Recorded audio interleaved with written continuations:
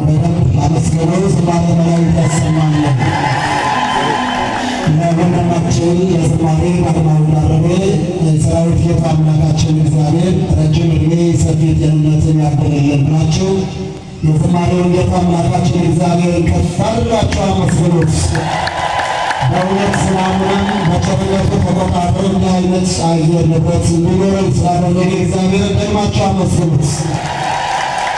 ምስጋና ለአምላካችን ለስማችን ይሁን። ዛሬ የምናመሰግንበት ነው። ዛሬ እግዚአብሔርን እንሰማለን። ሰማዩን ፈቅዶልናል፣ እግዚአብሔርን ፈቅዶልናል። ለዚህም ክብር አለን። ከፍ አድርጋችኋል ጌታ መስሉት የምስጋና ጌታ ምስጋናችንን በሞገስ ይቀበልልን።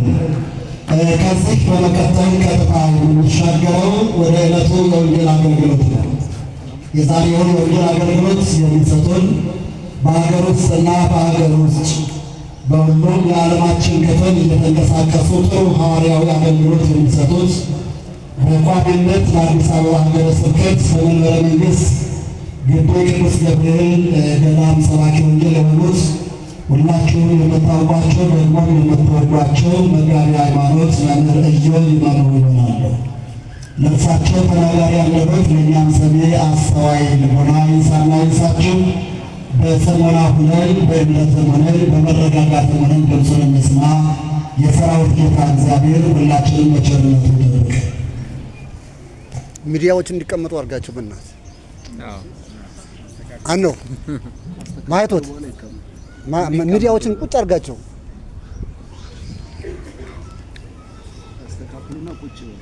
ሚዲያዎች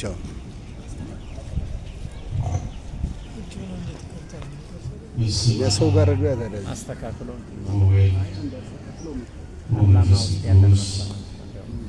አሃዱ አምላክ አሜን። ክቡር አባታችን መልአከ ፀሐይ መምህር በቀለ ተሰማ የደብራችን አስተዳዳሪ፣ ሊቃውንተ ቤተ ክርስቲያን፣ አበው ካህናት